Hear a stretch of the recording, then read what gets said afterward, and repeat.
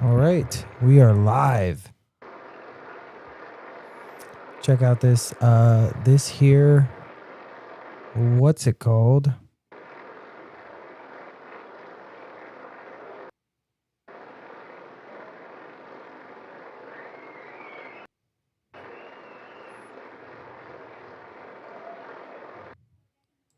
Check out this address.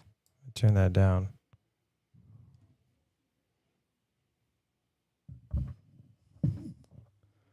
Let's see here.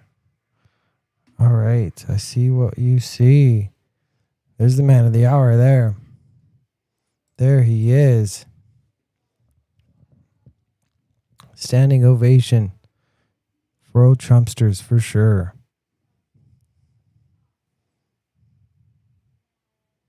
I don't know why it keeps cutting in and out like that.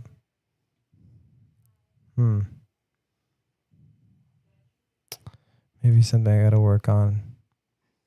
Sorry about that, ladies and gentlemen. Still getting a hang of it. I might be able to fix this here. There he is. Let's see what we got here.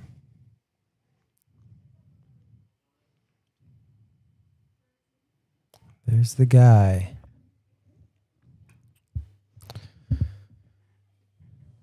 It's still quite amazing how much gravitas the MAGA movement holds behind it. There's a lot of people care about their country, a lot of patriots. It's cutting in and out. I'm going to see if I can fix that while we're waiting for him to talk. Turn this up a little bit.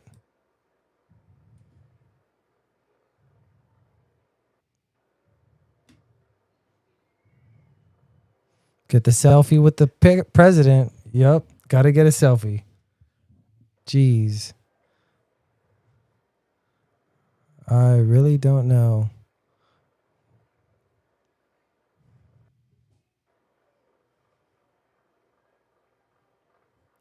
Welcome, ladies and gentlemen. We're watching the president address the nation.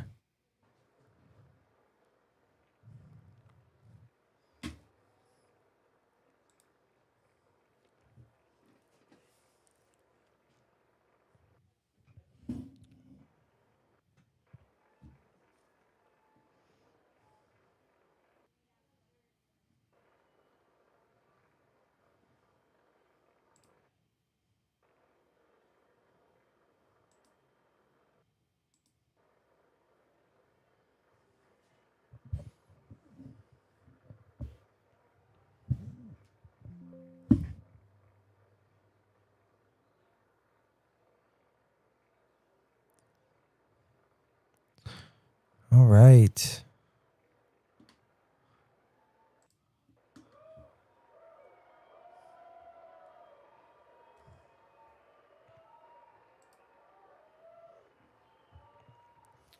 All right, ladies and gentlemen, the Presidente, look at him looking sharp. Got all the folks in the background there. Man.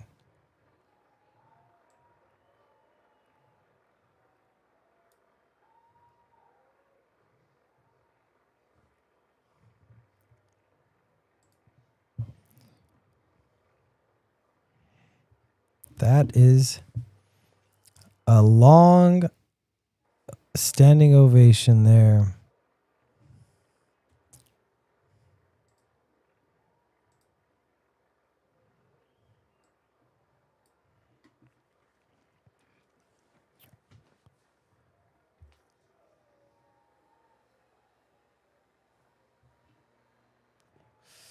This has been going on for like 5 minutes. 5-minute standing ovation. He takes his way,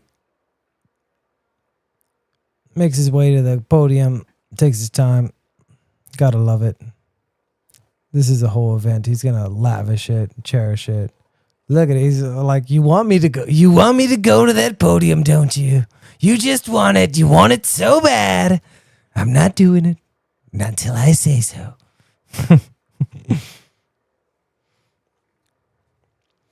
I'm not going to that podium. Not yet. Not till you're done clapping. Heck yeah. Members of Congress, I have the high privilege and distinct honor of presenting to you the President of the United States. Oh, man, they're going to clap for another 5 minutes. Jesus Christ.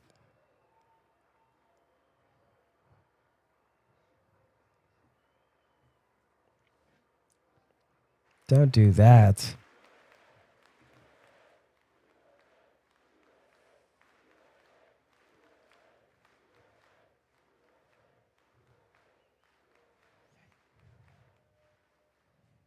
Well, thank you very much, everyone. A lot of patriots.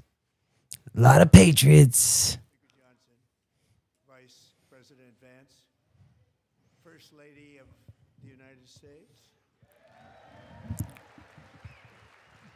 I still want to go see that movie. I haven't seen it yet, but I definitely plan to. I want to do a whole episode on that movie. I thought it was very interesting. The turnout as far as the numbers on a doc. Very interesting. Lady of the United States.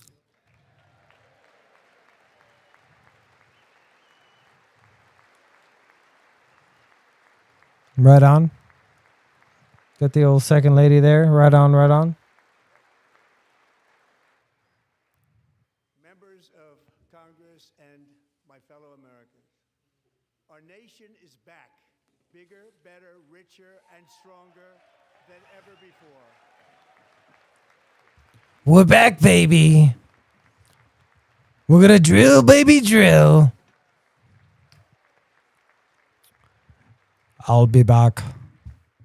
Less than 5 months from now, our country will celebrate an epic milestone in American history, the 250th anniversary of our glorious American independence. It's gonna be a hell of a party. July 4th, we will mark 2.5 centuries of liberty and triumph, progress and freedom in the most incredible and exceptional nation ever to exist on the face of the earth. And we've seen nothing yet. We're going to do better and better and better. This is the golden age of America. It's the golden age. Everything's gold. It's gonna be gold.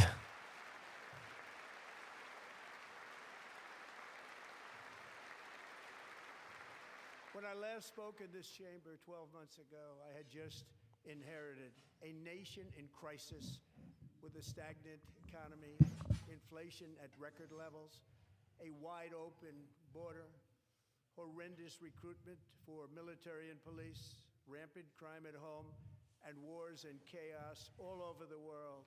But tonight, after just 1 year, I can say with dignity and pride that we have achieved a transformation like no one has ever seen before, and a turnaround for the ages. It is indeed a turnaround for the ages.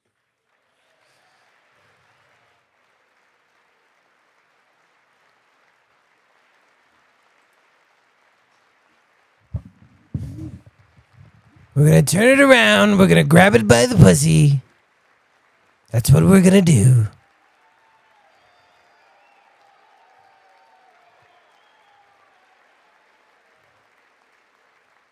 And we will never go back to where we were just a very short time ago. We're not going back.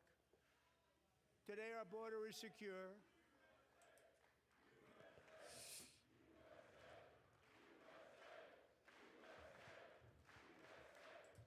Yeah, I don't think you can account for all the interruptions and stuff for the speech either. Secure. Our spirit is restored. Inflation is plummeting. Incomes are rising fast. The roaring economy is roaring like never before. And our enemies are scared. Our military and police are stacked. And America is respected again, perhaps like never before. The roaring 20s. They're gonna roar, baby. They're gonna roar.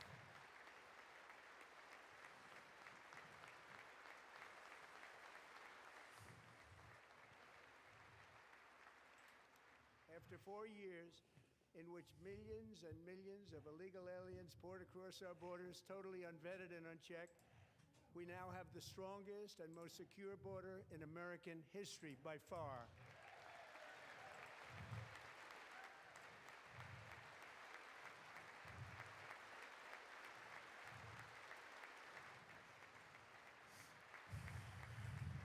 Yeah, it's a lot of interruptions.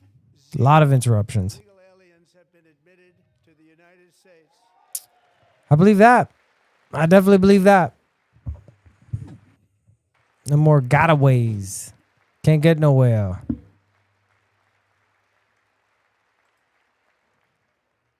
But we will always allow people to come in legally, people that will love our country and will work hard to maintain our country. Right on. You know, we love immigrants, just not the ones that come in through Mexico illegally. Or Canada. The flow of deadly fentanyl across our border is down by a record 56% in 1 year.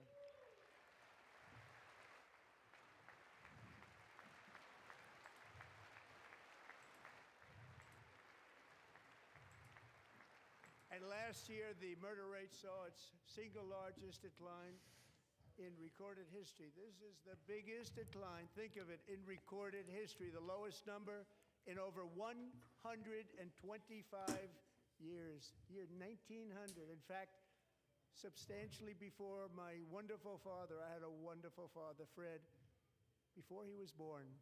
Substantially before he was born. That's a long time ago. He wouldn't like me to say that, but that's a long time ago. The Biden administration and its allies The in fuck? Congress gave us the worst inflation in the history of our country. But in 12 months, my administration has driven core inflation down to the lowest level in more than 5 years. And in the last 3 months of 2025, it was down to 1.7%. I don't know what any of that means, man. When he talks about that kind of stuff, I don't know what the hell inflation even is. You know, the average Joe just doesn't get it, man. I guess it's a good thing, a bad thing. Who knows? Inflation's what is it? A peak of over $6 a gallon in some states. Under my predecessor, it was quite honestly a disaster. Is now below $2.30 a gallon in most states, and in some places $1.99 a gallon. And when I visited the great state of Iowa just a few weeks ago, I even saw $1.85 a gallon for gasoline. Oh yeah, it's pretty cheap down here in Texas. We're looking at two something, 229, 230, I think. I'm not sure if that's accurate. I don't know. Mortgage rates I just swipe it. 4 years and falling fast, and the annual cost of a typical new mortgage is down almost $5,000 Ugh. since I took office. 1 year. Yeah, that one's a little kind of a gloomy clap there. Rates will solve the Biden-created housing problem well, at the same time protecting the values of those people who already own a house that really feel rich for the first time in their lives. We want to protect those values. We want to keep those values up. We're going to do both.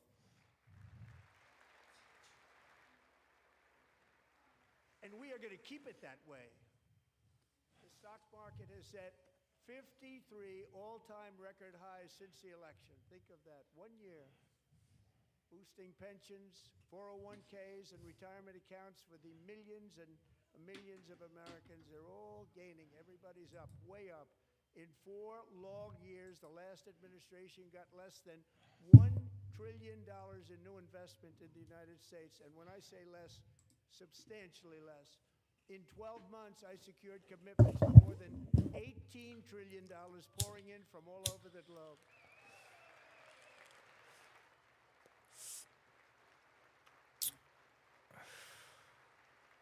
All these people clapping for a bunch of time. They got money on the poly market for a speech going over 2 hours. I guarantee it. More than $18 trillion. Allegedly. That's What a difference what I think. the president makes. It's gonna be some monies on it. I want to see how much the poly market is. Dead country. Now we are the hottest country anywhere in the world. The hottest. We're so hot. It's gonna be so hot.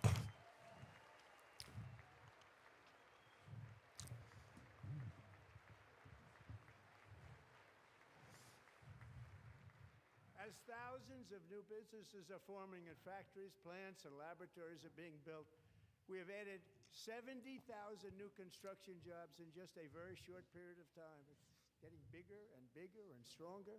Nobody can believe what they're watching. American oil production is up by more than 600,000 barrels a day, and we just received from our new friend and partner, Venezuela. million barrels of oil. Oh, Venezuela, we got that sweet, sweet dino juice. From President Marco. I mean, whoever's the president there. Is at an all-time high because I kept my promise to drill, baby, drill. We're gonna drill.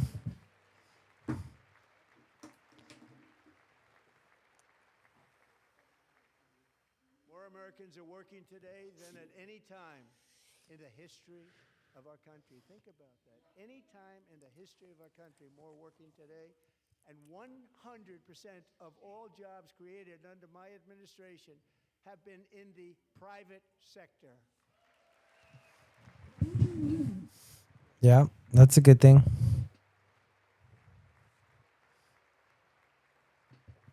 Good old Trumpster. We ended DEI in America. Damn, look at that applause. Listen to that applause. People are stoked about that. Genuinely. We cut a record number of job-killing regulations, and in 1 year we have lifted 2.4 million Americans, a record, off of food stamps. Just a few people stood up on that one.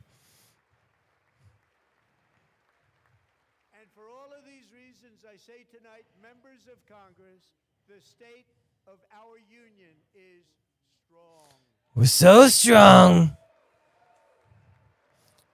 I just noticed that only some of them are standing up there. Oh, only that right side there. I wonder why that is. Oh, there's just some there on the left. Is winning again. In fact, we're winning so much that we really don't know what to do about it. People are asking me, please, please, please, Mr. President, we're winning too much. We can't take it anymore. We're not used to winning in our country. Until you came along, we're just always losing, but now we're winning too much. And I say, no, no, no. You're going to win again. You're going to win big. You're going to win bigger than ever. And to prove that point, here with us tonight is a group of winners who just made the entire nation proud. The hockey team. Gold medal, Olympic. Nice. Come on in. Nice. Patriots. True patriots there.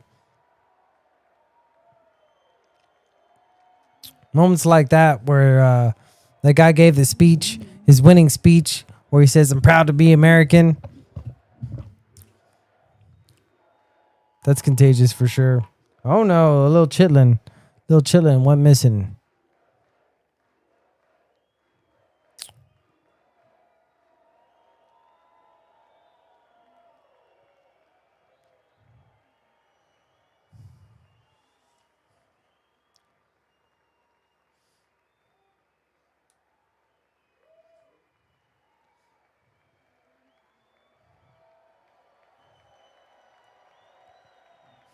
Yeah, there's going to be a lot of moments like this, really dragging the speech on. I feel bad for all those people sitting and standing the whole time.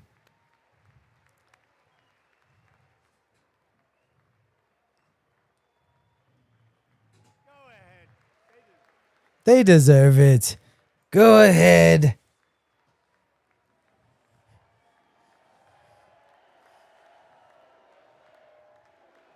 I don't even like hockey, but the fact that we smashed on Canada really makes me feel like a hockey fan today. You know, I'll tell you what. Texas just isn't a hockey state. We don't give two craps about hockey around these parts. That's the first time I've ever seen them get up. And actually, not all of them did get up. Damn. He's talking about the Democrats. Fantastic Canadian team in overtime, as everybody saw, as did the American women who will soon be coming to the White House. Oh, sweet. I didn't even know about that.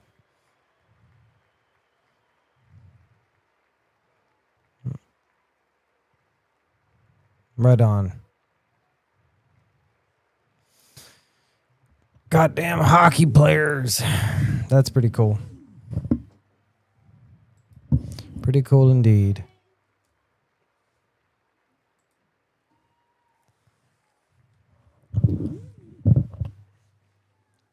But nobody cares about Winter Olympics. And I just want to say a second very big congratulations to Team USA. But I have to say that, and I told them this, and we took a vote of the team. I said, anybody votes no, I'm not doing it. So they stood there, and they weren't about to say no, because I've never seen a goaltender play as well as goalie Connor Hellebuyck.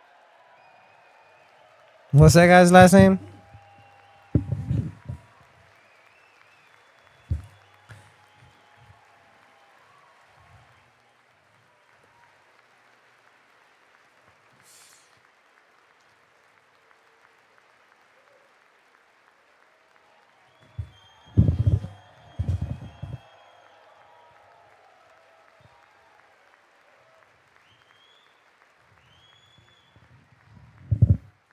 See, we got some buffering going on. I'm gonna see if I can fix it. The one shot, the one where you put your stick in the back and it hit the neck of your stick and bounced off. You practiced that, or was that a little lucky? He refused to answer that question. But I just want to tell you that the members of this great hockey squad will be very happy to hear, based on their vote and my vote, and in this case my vote was more important, that I will soon be presenting Connor with our highest civilian honor, which we will be given and which has been given to many athletes over the years. But when I say many, not too many, like 12, it's called the highest civilian honor in our country, the Presidential Medal of Freedom.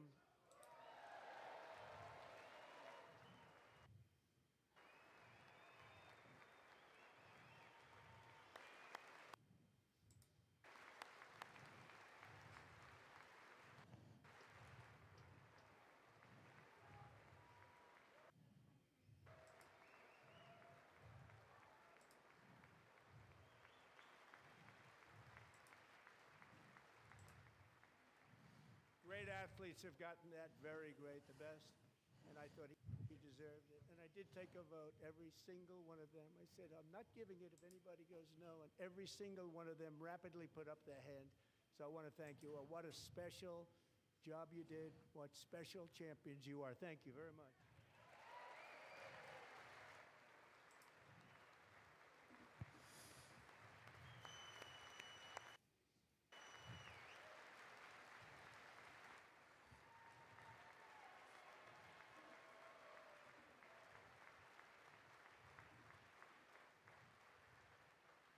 I'm also pleased to say that the next time the Olympic torch is lit, it will be here in America for the 2028 Olympics, and it's the summer version right in Los Angeles. We're going to do a good job in Los Angeles.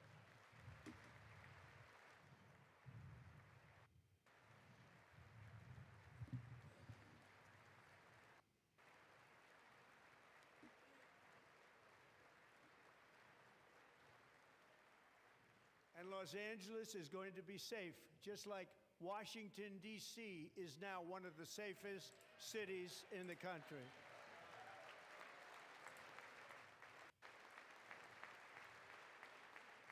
And this year, and I must say I got them both. I got them in my first term, and I was disappointed because I didn't think I'd be the president when this happened. But strange things took place. And now I've got them because I got the Olympics, I got the 2026 FIFA World Cup, and I wanted to claim the 250th, but I didn't get away with that one. I couldn't claim that one for myself. But we're getting the World Cup, so we have the World Cup and the Olympics coming, and that is exciting news. Oh, you got the Peace Prize from the FIFA too. The FIFA Peace Prize. You didn't get all the Peace Prizes, but you got that Peace Prize. Which, hey, that's pretty cool. I think I fixed it. I'm not too sure. Heroes I think I did. Heck yeah. That's a score for the good guys. Sorry, guys. I'm just learning if it was buffering. I hope I fixed it. Serving in the Pacific under the Looks like I did. General Douglas MacArthur. Bravely in the famous Battle of Manila. God, history. He was badly wounded and almost killed by enemy machine guns in Luzon. And 81 years ago this month, he liberated the largest internment camp in the Philippines, one of the largest anywhere in the world. But he earned many honors, including a Purple Heart and a Bronze Star, came home, started a family, and tonight he is in the gallery looking forward to July 4th, 2026. Man, that's going to be such a dope party. 100th birthday.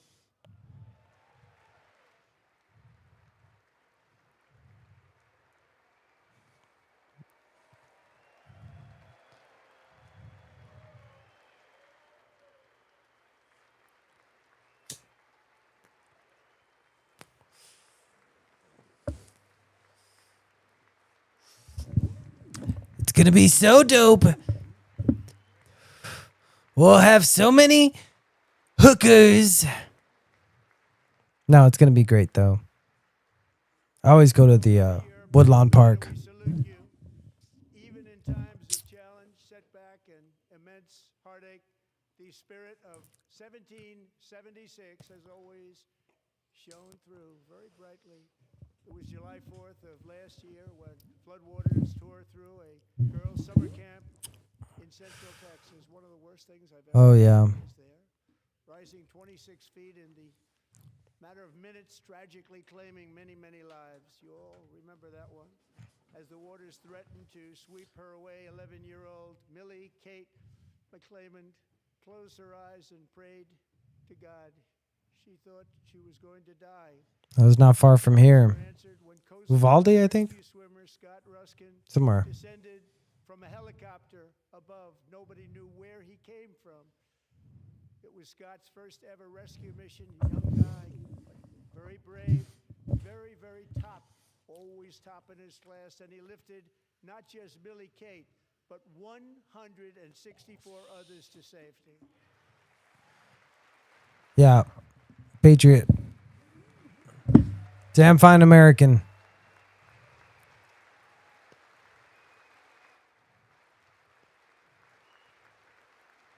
Is that one of the girls he saved? Dope. Maybe his kid. I don't know.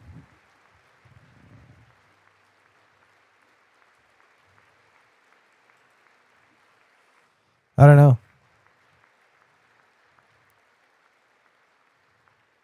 People watched Scott from a distance, and they couldn't believe what they were seeing. The winds were blowing, the rain was pouring, everything was going, and that rapid water, nobody's ever seen anything like it. They said, wow, that's something. Tonight, Scott and Millie Kate are here together, reunited for the very first time. Thank you, Scott, Millie Kate.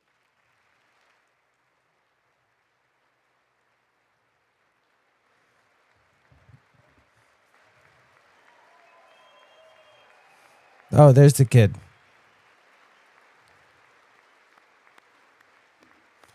That was a horrible. Oh, yeah. So that is the kid. Crazy. And Petty Officer Ruskin, I'm pleased to inform you that I am now awarding you the Legion of Merit for extraordinary heroism, which is what it was, extraordinary heroism. Thank you. Damn. Look at that. Right on.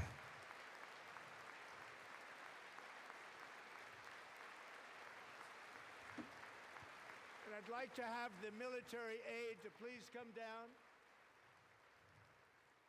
and take care of the service. Military aide, thank you very much. Take care of that very important service.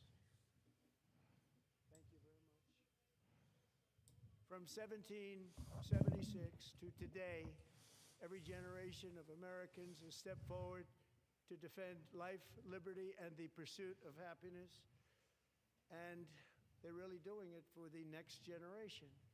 But now it's our turn. Together we're building a nation where every child has the chance to reach higher, go further, where government answers to the people, not the powerful, and where the interests of hardworking American citizens are always our first and ultimate concern.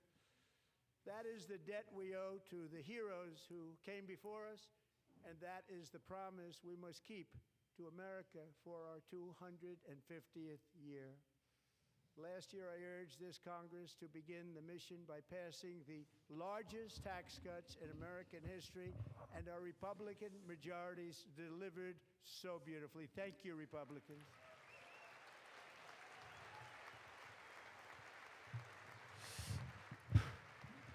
Everybody on the other side is in love with taxes so much. They're just sitting there loving taxes. Wow. All Democrats, every single one of them, voted against these really important and very necessary massive tax cuts. Yeah. Good point. Good job pointing that out. Like, what are you doing? They wanted large-scale tax increases to hurt the people instead. But we held strong, and with the great, big, beautiful bill, That sounded like AOC in the background. no tips, no tax on overtime, and no tax on Social Security for our great seniors. Yeah, why would you not be in love with that notion? No tax on tips, no tax on overtime. Come on, man, that's directly affecting the blue collar. So many interest on auto loans, tax It's supposed to be your base. the first time, but only if the car is made in America. It's gotta be made in America. It's gotta be Hencho in USA, as they would say. Recently in Pennsylvania, I met Megan Hemhauser, a devoted mom who's What's her name? homeschools her children, beautiful, 2 children, during the day while waiting tables at Hemhauser. as her husband works overtime operating very heavy equipment. Megan is here this evening, and she's happy to tell you that she is so much richer because with no tax on tips, no tax on overtime, and our expanded child tax credit done again by Republicans, Megan and her husband will take home more than $5,000 extra just for the year, cutting her tax bill in more than half.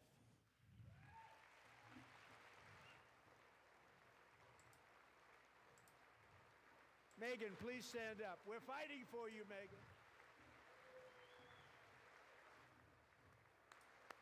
Thank you, Megan. Thank you, Megan. We're fighting for you, Megan.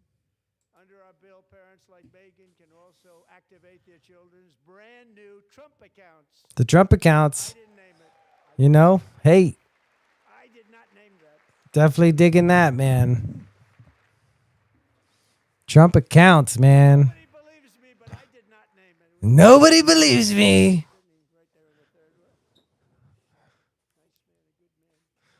Damn fine man. Counts for every American child. This is something that's so special and has taken off and gone through the roof.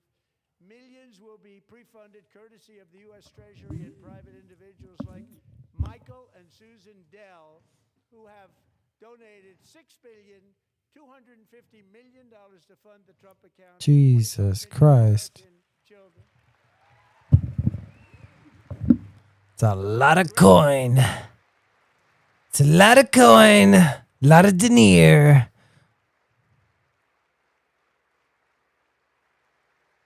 A lot of dinar. You know, I asked Michael Dell, how do you make all that money? He said, well, I just sat on my dorm in school, and I made computers, and I'd sell them to people. And I just kept selling and selling and selling, and pretty amazing story. That's called the American dream. He sold a lot of computers, a lot of those laptops, so I congratulate him on that, but I really thank him and Susan, as well as others like Brad Gerstner, a very tremendous guy. He was behind it right from the beginning. Brad Gerstner. Thank you, Brad.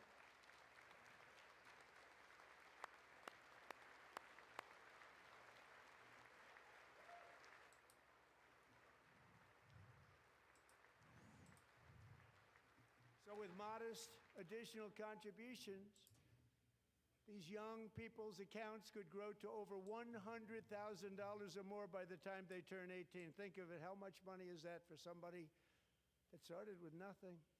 Over 100,000, could be much more than that.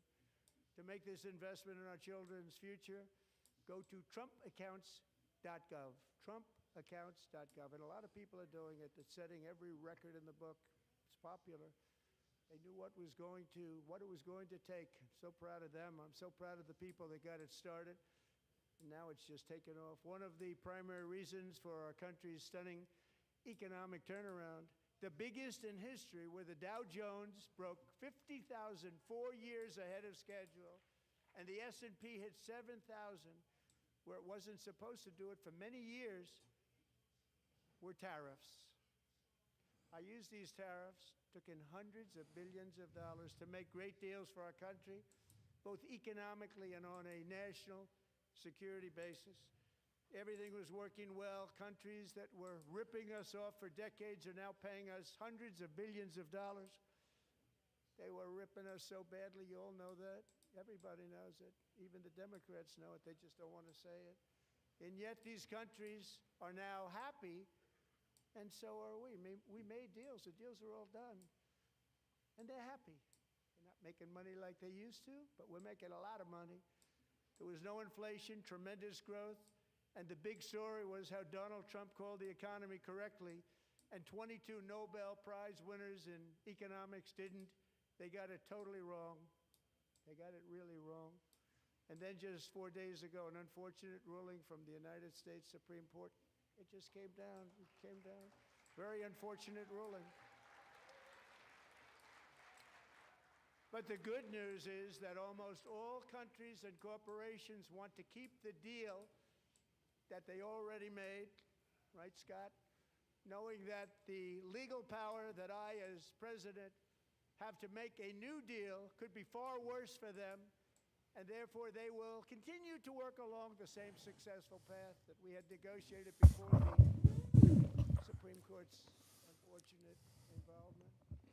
So despite the disappointing ruling, these powerful country saving, it's saving our country, the kind of money we're taking in, peace protecting. Many of the wars I settled was because of the threat of tariffs. I wouldn't have been able to settle them without. Will remain in place under fully approved and tested alternative legal statutes. And they have been tested for a long time. They're a little more complex, but they're actually probably better, leading to a solution that will be even stronger than before.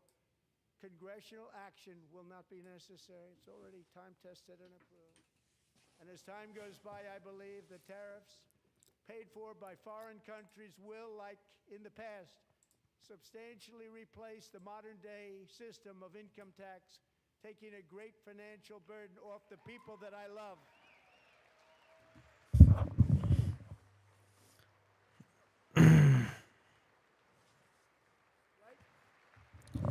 It's a damn good point.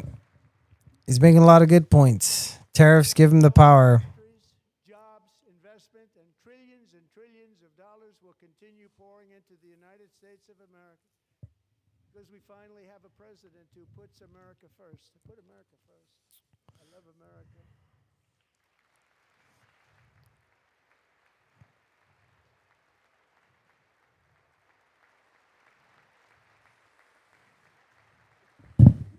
For decades before I came along, we had the exact opposite. From trade to healthcare, from energy to immigration, everything was stolen and rigged in order to drain the wealth out of the productive, hardworking people who make our country great, who make our country run. Under Biden and his corrupt partners in Congress and beyond, it reached a breaking point with the Green New Scam, open borders for everyone. They poured in by the millions and millions from prisons, from mental institutions. They were murderers, 11,888 murders. They came into our country. You allowed that to happen. And record-setting inflation that cost the typical family $34,000 in just a speck of time. Now the same people in this chamber who voted for those disasters suddenly use the word affordability, a word. They just used it. Somebody gave it to them, knowing full well that they caused and created the increased prices that all of our citizens had to endure. You caused that problem. It's like $30 for some eggs. $30. I remember that. That was a stupa. Yeah.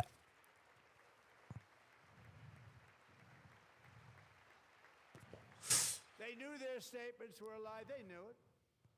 They knew their statements were a dirty, rotten lie. The dirty, rotten eggs. Created the high prices. Our policies are rapidly ending them. We are doing really well. Those prices are plummeting downward.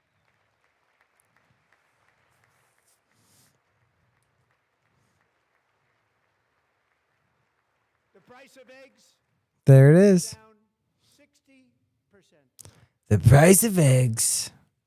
The cost of chicken, butter, fruit, hotels, automobiles, rent is lower today than when I took office by a lot.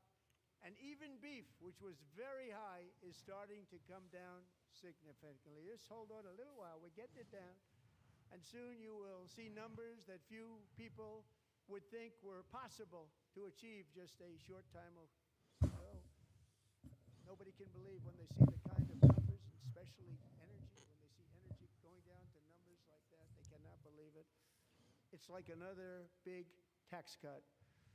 I'm also confronting one of the biggest ripoffs of our times, the crushing cost of health care caused by you.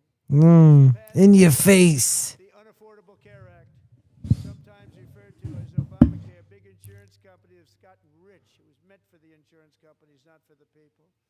With our government giving them hundreds and hundreds of billions of dollars a year as their stock prices soared 1,000, 1,200, 1,400, and even 1,700%,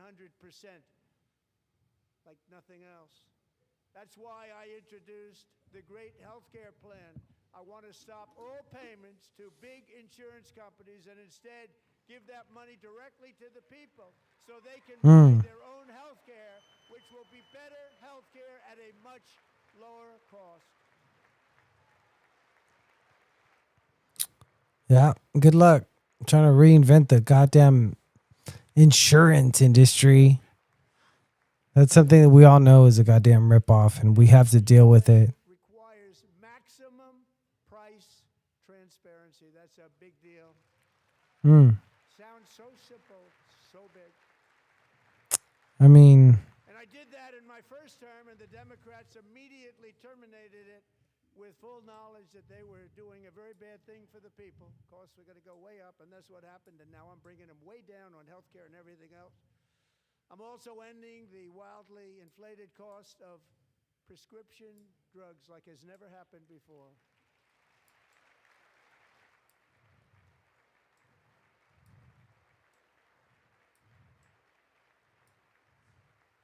Other presidents tried to do it, but they never could. They tried. Most didn't try. they weren't Donnie. They tried. They couldn't do it. They didn't even come close. They were all talk and no action, but I got it done. Under my just enacted Most Favored Nation agreements, Americans who have for decades paid by far the highest prices of any nation anywhere in the world for prescription drugs will now pay the lowest price anywhere in the world for drugs. Anywhere. The lowest price.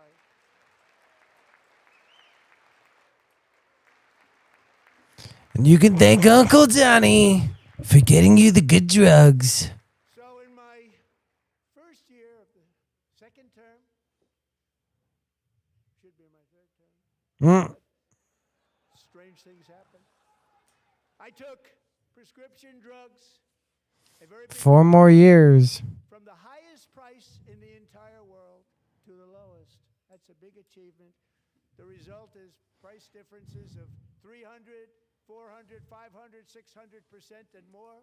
All available right now at a new website called TrumpRx.gov. And I didn't name that one either. God damn, of course. Of course he would say something like that. Of course it would be named that. Customer ever to get that big discount. I didn't name the Kennedy Center either. 5 years, she and her husband have struggled with infertility, and they turned to IVF. One drug has been costing Catherine $4,000 to purchase. But a few weeks ago, she logged onto the Trump RX website and got that same drug that cost $4,000, got it for under $500, a reduction of much more, actually, than $3,500. Catherine, we are all praying for you, and you're going to be a great mom. I hope you name him Donnie or John. Either way.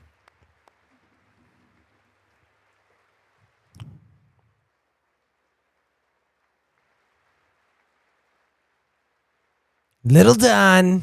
That's what you should name him. So now I'm calling on Congress to codify my most favored nation program into law. Now, the one thing I'm not sure it matters because it's going to be very hard for somebody that comes along after me to say, let's raise drug prices by 700 or 800%. But John and Mike, if you don't mind, codify it anyway. They may do it. Codify it anyway. Thank you. Many Americans are also concerned that energy demand from AI data centers could unfairly drive up their electric utility bills. Tonight, I'm pleased to announce that I have negotiated the new Ratepayer Protection Pledge. You know what that is? You know what it is. Companies that they have the obligation to provide for their own power needs. They can build their own power plants as part of their factory so that no one's prices will go up. And in many cases, prices of electricity will go down for the community and very substantially down. This is a unique strategy never used in this country before. We have an old grid. It could never handle the kind of numbers, the amount of electricity that's needed. So I'm telling them they can build their own plant.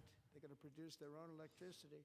It will ensure the company's ability to get electricity while at the same time lowering prices of Nuclear. for you and could be very substantial. Nuclear. Cities and towns, you're going to see some good things happen over the next number of years. Another pillar of the American dream that has been under attack is home ownership. With us tonight is Rachel Wiggins, a mom of two from Houston.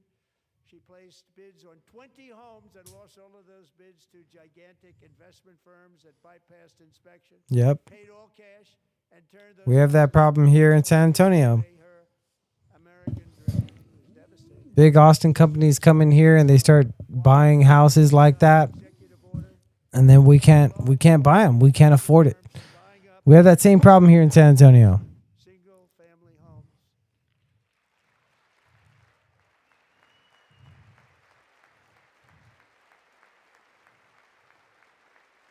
Yeah, no bueno. And now I'm asking Congress to make that ban permanent because homes for people, really, that's what we want. We want homes for people, not for corporations. Corporations are doing just fine. Yeah. Rachel, thank you That very should much. be illegal. Your home. You'll get one soon. Corps should not be able to buy houses like that and just lease them like that. I mean, that's not what they were meant for. But then again, I wouldn't really want to buy these houses anyway. Easier for Americans to save for retirement, and under this administration, They slap them up so quickly. It's ridiculous. Medicare, they are not protecting it for our seniors. Damn, look at that. Always protect Social Security. Give 'em that Medicare, hard Medicaid. point. That was a stern point. Just these guys. Since I took office, the typical 401k balance is up by at least $30,000. That's a lot of money. We have millions and millions of people, because the stock market has done so well, setting all those records. Your 401ks are way up. Yet half of all of working Americans still do not have access to a retirement plan with matching contributions from an employer. To remedy this gross disparity, I'm announcing that next year my administration will give these often forgotten American workers, great people, the people that built our country, access to the same type of retirement plan offered to every federal worker. We will match your contribution with up to $1,000 each year. Whoa. As we ensure that all Americans can profit from a rising stock market, let's also ensure that members of Congress cannot corruptly profit from using insider information. How is that just now being? How is that just now being? You know what I mean? That should have been a thing. Like the fact that that's just now even being brought up and talked about. Somebody zoom in on Pelosi real quick. We got to see her, what her face looks like. They stood up for that. I can't believe it. They stood up for that? Wow. I can't believe it. Wow. I can't believe it either. Pelosi stand up if she's here. Oh my God, Nancy Pelosi. Jesus Christ. Stop Insider Trading Act without delay. Wow. Oh, Nancy Pelosi, you dirty. Allegedly. Damn. I wasn't sure if anybody even on this side was going to applaud for that. I'm very impressed. Thank you. When it comes to the really, Jesus Christ. there's been no more stunning example than Minnesota. Oh man, I thought he was gonna say Nancy Pelosi again. Valley community have pillaged an estimated $19 billion from the American taxpayer. Oh, we have all the information. And in actual That's got to be AOC. than that. And California, Massachusetts, Maine, and many other states are even worse. Catch me outside. How about that? Corruption that shreds the fabric of a nation, and we are working on it like you wouldn't believe. Tell her, Trump. Tonight, although started 4 months ago, I am officially announcing the war on fraud to be led by our great Vice President J.D. Vance.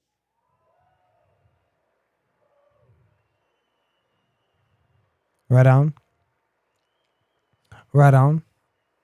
I'm going to come.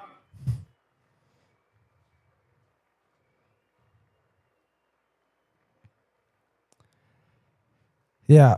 Nick Shirley had to uncover that. It's ridiculous too, man. Fraud. We will actually have a balanced budget overnight. It'll go very quickly. That's the kind of money you're talking about. We'll balance our budget. The Somali pirates who ransacked Minnesota remind us that there are large parts of the world and lawlessness are the norm, not the exception. Importing these cultures through unrestricted immigration and open borders brings those problems right here to the USA. And it is the American people who pay the price in higher medical bills, car insurance rates, rent, taxes, and perhaps most importantly, crime. We will take care of this problem. We're going to take care of this problem. We're done playing with you. You damn dummies. We're done playing. You're gonna pay the price.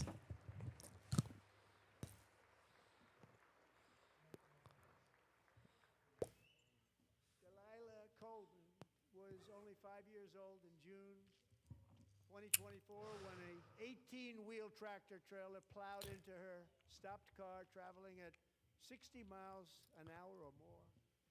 The driver was an illegal alien let in by Joe Biden and given a commercial driver's license by open borders politicians in California.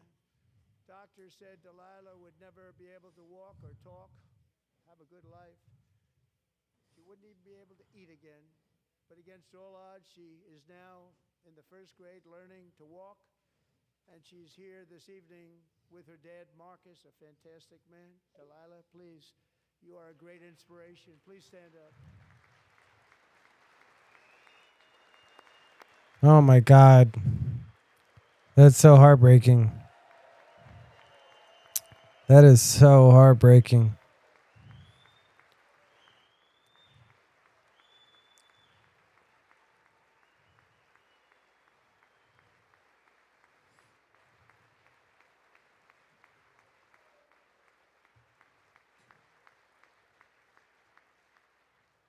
Thank you, Delilah. Many, if not most, illegal aliens do not speak English and cannot read even the most basic road signs as to direction, speed, danger, or location. That's why tonight I'm calling on Congress to pass what we will call the Delilah Law, barring any state from granting commercial driver's licenses to illegal aliens.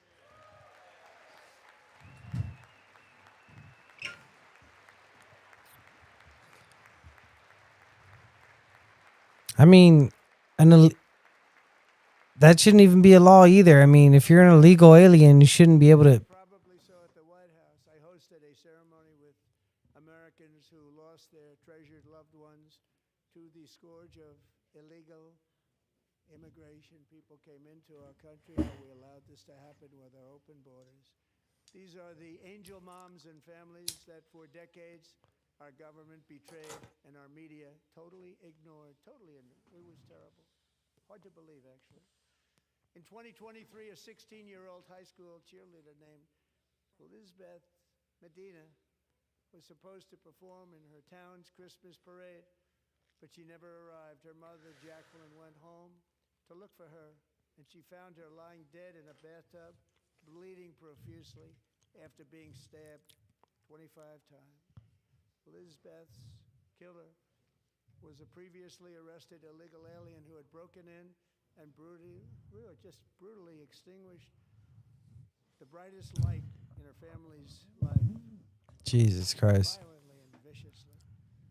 Her heartbroken mother is in the gallery to remind everyone in this chamber exactly why we are deporting illegal alien criminals to our country at record numbers, and we're getting them the hell out of here fast. We don't The hell out of here. And see, that's the reason why it's so easy to get on the Trump wagon, because when stuff like that happens and leniency of a criminal just because they're of a different nationality, a different race, Thank you very much. other than white, you go lenient on them and then you let them out and they do this crap. This room not only allowed the border invasion to happen before I got involved, but indeed they would do it all over again if they ever had the chance. If they ever got elected, they would open up those borders to some of the worst criminals anywhere in the world. The only thing standing between Americans and a wide open border right now is President Donald J. Trump and our great Republican patriots in Congress. Thank you. Thank you.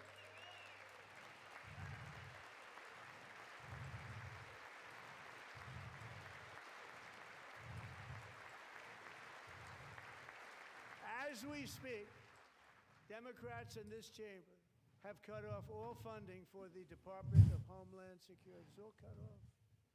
It's all cut off. They have instituted another Democrat shutdown, the first one costing us 2 points on GDP. 2 points we lost on GDP, which probably made them quite happy. Again, I don't know what the hell that means. Now they have closed the agency responsible for protecting Americans from terrorists and murderers. Tonight I'm demanding the full and immediate restoration of all funding for the border security, homeland security of the United States, and also for helping people clean up their snow. We have no money because of the Democrats, and it would be nice. We'd love to give you a hand at cleaning it up, but you gave no money. Nobody's getting paid. It's a shame. So you have to think about it. We have, in case you didn't know, a pretty large snowstorm out there. One of the great things about the State of the Union is how it gives Americans the chance to see clearly what their representatives really believe. So tonight I'm inviting every legislator to join with my administration in reaffirming a fundamental principle. If you agree with this statement, then stand up and show your support. The first duty of the American government is to protect American citizens, not illegal aliens. Everybody should be standing there. Literally everybody. You communist bastards.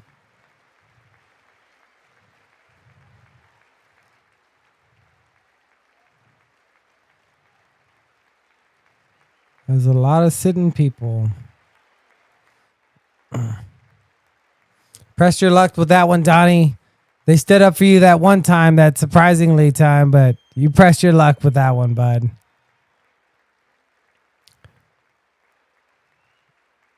There's definitely a lot of people sitting down. There's a lot of people sitting down.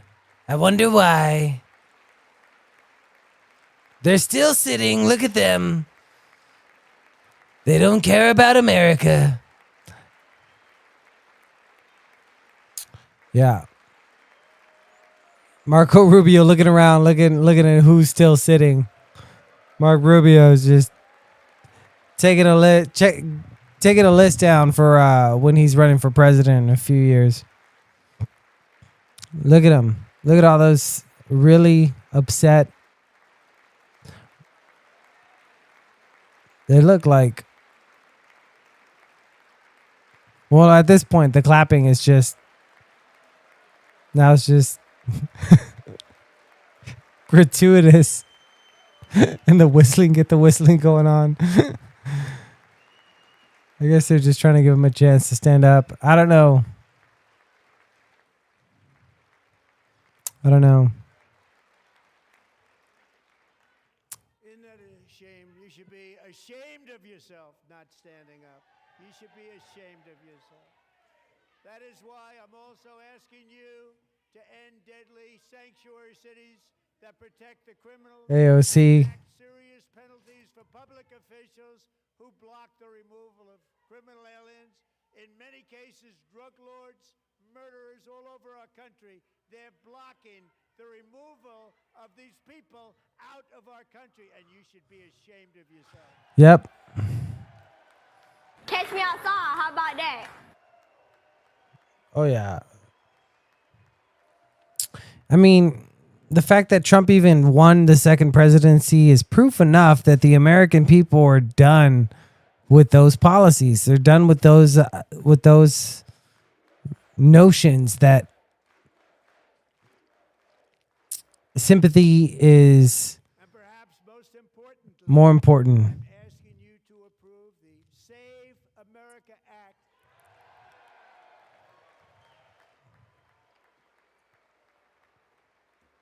Save America. I dig it. Stop illegal aliens and others who are unpermitted persons from voting in our sacred American elections. That cheating is rampant in our elections. It's rampant. It's very simple. All voters must show voter ID. Somebody's booing. That's hilarious. A term that I've been hearing a lot is poll tax, which, okay, I don't know how that got programmed into these people. Show proof of citizenship in order to vote. Poll tax, yeah, that's ridiculous. So that's like saying that there's a tax on the roads because you need a driver's license. Mail-in ballots except for illness, disability, military, or travel. None. And this should be an easy one. And by the way, it's polling at 89%, including Democrats. 89%.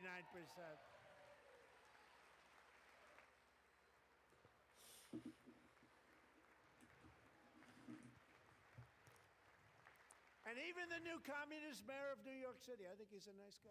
Even the commies. Oh, ma'am, dami, salami. Want people to shovel snow. They got hit hard. Oh, yeah, the snow thing. Shovel snow, but if you apply for that job, you need to show 2 original forms of ID and a social security card. Yet they Isn't don't that want interesting? identification for the greatest privilege of them all, voting in America. No, it's no good. I can get a job, but I got to show ID. Republicans and Democrats overwhelmingly agree on the Job tax. policy that we just enunciated. And Congress should unite and enact this common sense, country-saving legislation right now, and it should be before anything else happens.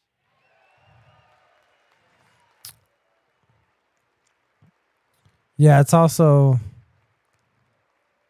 it's really dumb. The any rebuttal that you can give me for the SAVE Act, like black and brown people already have IDs. We need them to drive.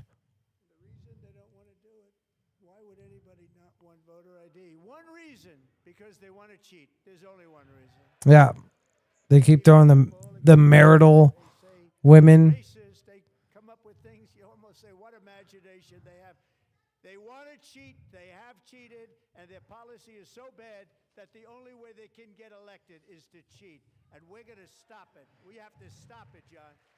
Yeah.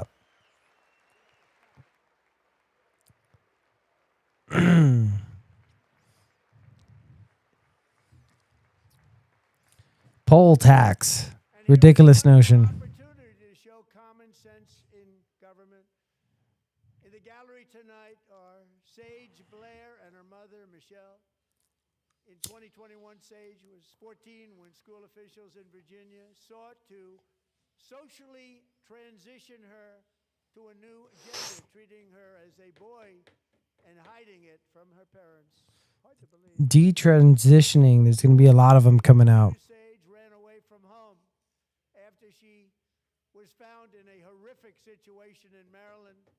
A left-wing judge refused to return Sage to her parents because they did not immediately state that their daughter was their son. Sage was thrown into an all-boys state home and suffered terribly for a long time. But Jeez. all of that is behind them because Sage is a proud and wonderful young woman with a full-ride scholarship to Liberty University. Sage and Michelle, please stand up. Oh my God. What a horrible detransitioner story. Oh, it's so heartbreaking. These people get basically brainwashed into believing that there's something they're not by an idea, by a notion that should not be pandered to. We're even speaking about things like this. I know. 15 years Fucking ago, A. somebody was up here and said that, they say, what's wrong with you? Yeah. But now we have to say it because it's going on all over numerous states. Goddamn AOC. But surely we can all agree no state can be allowed to rip children from their parents' arms and transition them to a new gender against the parents' will. Who would believe that we're even talking about this? We must ban it, and we must ban it immediately. Yeah.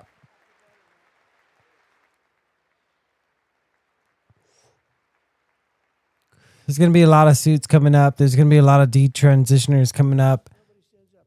These people are crazy. I'm telling you. They're crazy. Yep. Catch me outside. How about that? Yep. Guni Gugu. That's what, yep. Amazing. Incredible. Boy, oh boy. We're lucky we have a country. With people like this, Democrats are destroying our country, but we've stopped it just in the nick of time, didn't we? Yep.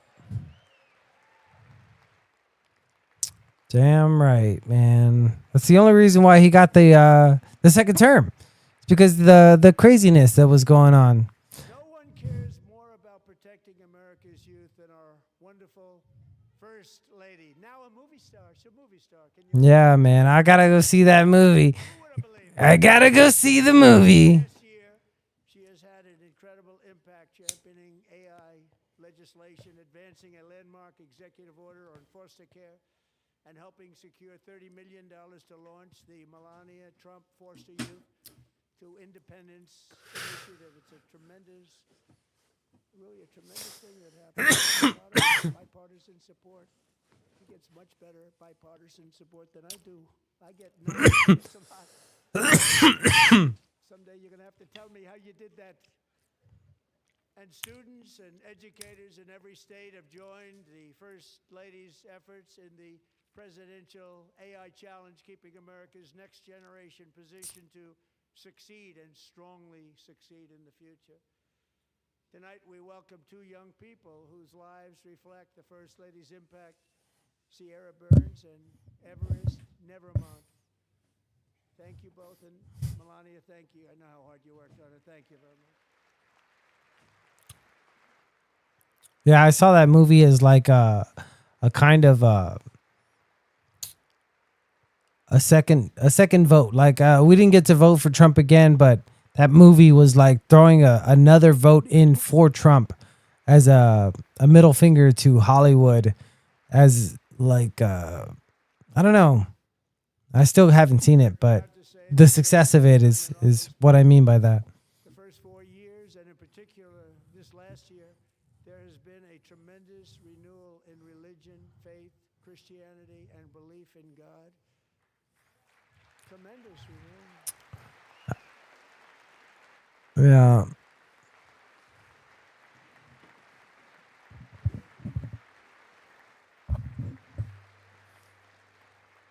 This is especially true among young people, and a big part of that had to do with my great friend, Charlie Kirk. Charlie Kirk. Great friend. Charlie Kirk.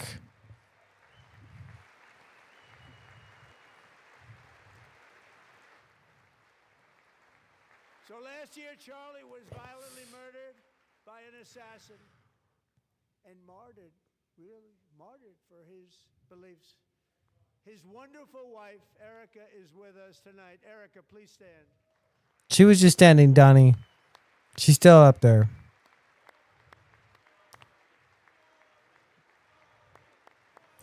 Goddamn Charlie, man. That was it was a turning point to say the least. That is still marks the point where the Republican Party fell to crumble. Like, in my mind, it's where In Charlie's memory, we must all come together to reaffirm that America is one nation under God, and we must totally reject political violence of any kind. for sure. This isn't Mexico after all, you know? I mean, look what's happening in Mexico right now. Oh, I wonder if he's going to bring it up. I'm pretty sure he is. Religion, and we love bringing it back, and it's coming back at levels that nobody actually thought possible. It's really a beautiful thing to see. Above all, unleashing America's promise requires keeping our communities safe. We have made incredible strides, yet dangerous repeat offenders continue to be released by pro-crime Democrat politicians again and again. We are honored to be joined tonight by a woman who's been through hell, Anya Zarutska. In 2022, she and her beautiful daughter, so beautiful, what a beautiful young woman, Irina, fled war-torn Ukraine to live with relatives near Charlotte, North Carolina. And by the way, what's going on with Charlotte? Last summer, 23-year-old Irina was riding home on the train when a deranged monster who had been arrested over a dozen times and was released through no cash bail stood up and viciously slashed a knife through her neck and body. No one will ever forget there were people on that train. No one will ever forget the expression of terror on Irina's face as she looked up at her attacker in the last seconds of her life. She died instantly. She had escaped a brutal war only to be slain by a hardened criminal, set free to kill in America, came in through open borders. Mrs. Zarutska, tonight I promise you we will ensure justice for your magnificent daughter, Irina.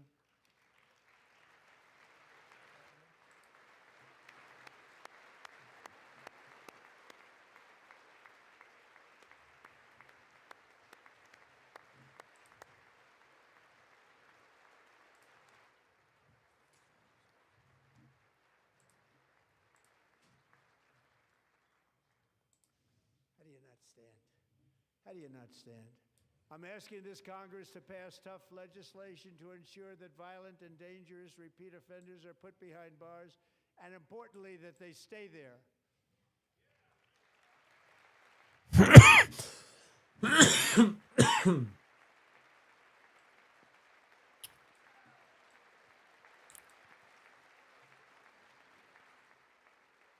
Starting last summer, I deployed our National Guard and federal law enforcement to restore law and order to our most dangerous cities, including Memphis, Tennessee, big success, New Orleans, Louisiana, big success, and our nation's capital itself, Washington, D.C., where we have almost no crime anymore in Washington, D.C. How did that happen?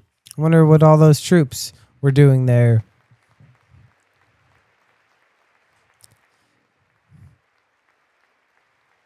In fact, crime in Washington is now at the lowest level ever recorded, and murders in D.C. this January were down close to 100% from a year ago.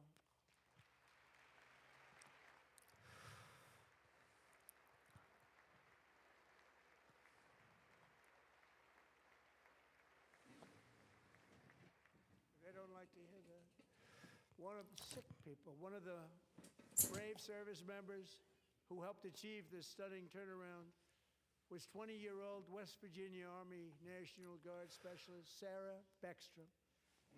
After a 4-month deployment, she voluntarily extended her service, and her rank was going to be lifted. She was doing so well. They were so proud of her. But the very next day, she was on patrol near the White House when she was ambushed and shot in the head by a terrorist monster from Afghanistan. Shouldn't have been in our country. And all because she wore the uniform of our nation, she was shot. He traveled here because he didn't like people wearing our uniform. He was sick and deranged, shouldn't have been in our country. Sarah Beckstrom died in order to defend our capital, and we are honored to be joined by her wonderful parents, Gary and Eva Lee. Your daughter was a true patriot, and she will be greatly great. I saw reports on her. They've never seen anything like it.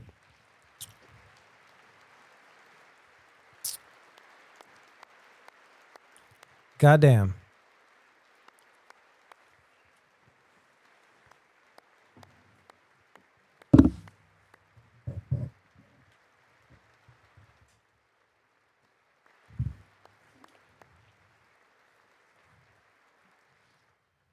So sorry. Thank you very much.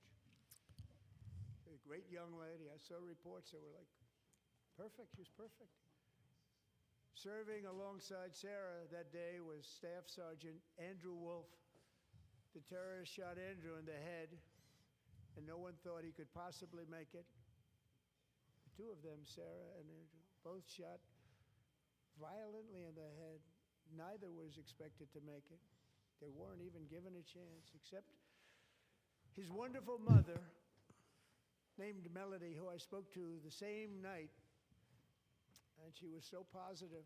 The doctors thought that Andrew was gone, but his mother said, no, Mr. President, Andrew will be fine. He's going to make it.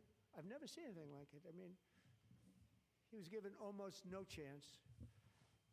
She said, I have no doubt, sir, he's going to be okay. This was a conversation that I had with her that night, with her son laying helplessly in bed, blood all over. Everybody is praying, she said, sir, he will be okay. The doctors didn't understand what she was saying, and after looking at the results of the damage done, neither did I. She was so strong and conclusive that even Andrew's great father felt she didn't really understand the gravity of the situation. But she turned out to be right. Right, Melody? She turned out to be right.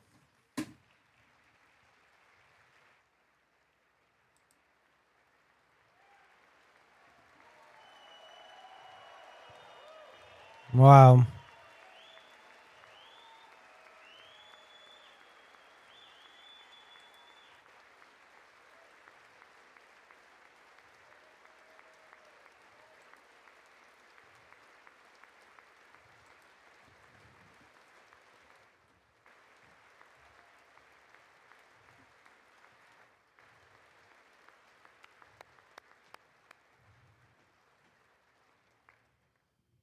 Amazing, actually.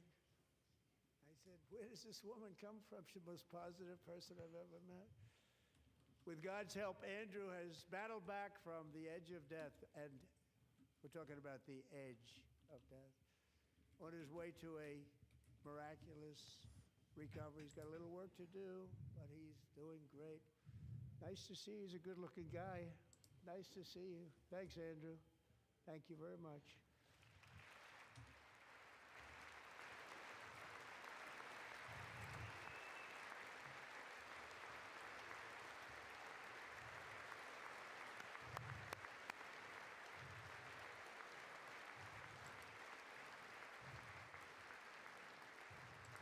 So, Andrew, while you're up, now I'm going to ask a highly respected General James Seward to present Staff Sergeant Andrew Wolf and the great family of Sarah Beckstrom with the award created by our late, great President George Washington himself. It's called the Purple Heart.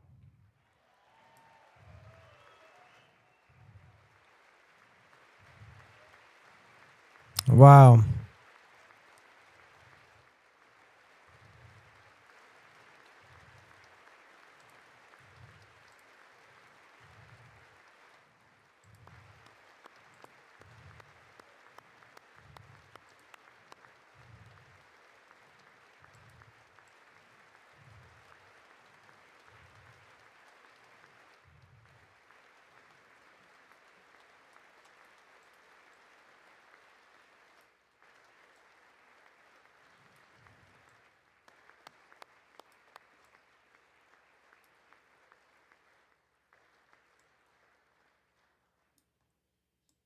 love you all. Love you. We're proudly restoring safety for Americans at home, and we are also restoring security for Americans abroad. Our country has never been stronger. In my first 10 months, I ended 8 wars, including Cambodia. Isn't it funny? Sick people. Cambodia Catch me outside. How about that? Goddamn crazy ladies. would have been a nuclear war. 35 million people, said the Prime Minister of Pakistan, would have died if it were not for my involvement. Kosovo and Serbia, Israel and Iran, Egypt and Ethiopia, Armenia and Azerbaijan, the Congo and Rwanda, and of course the war in Gaza, which proceeds at a very low level. It's just about there. And I want to thank Steve Witkoff and Jared Kushner for your help. Thank you, Steve. Thank you, Jared.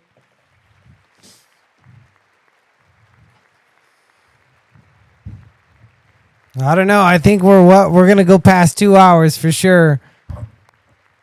If you put any money on Polymarket for that 2 hour mark, you know I'm pretty positive he's only halfway through. Report to Secretary of State Marco Rubio. Thank you, Marco.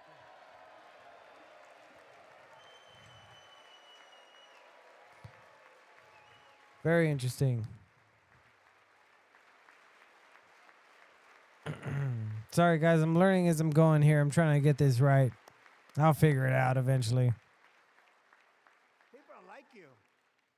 You know, Marco got 100% of the votes. Yeah. When he was in confirmation. I think our next one was about 54%. And some of the Democrats are now saying, I can't believe we approved that guy. And he said it's an honor that they feel that way, right, Marco? You have done a great job, great Secretary of State. I think he'll go down as the best ever.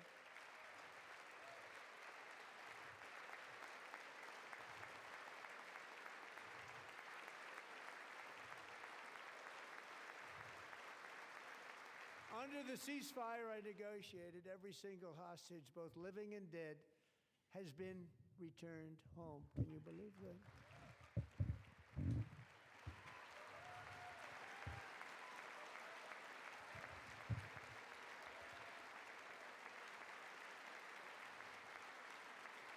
Nobody thought it was possible. Nobody thought that was possible.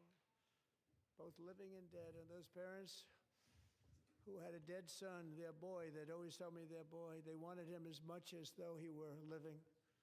It was an amazing period of time. And they came back, and when we got all of the living hostages back, and many, many before them, but I always said those last 20 are going to be very tough, but we got many, many more, hundreds.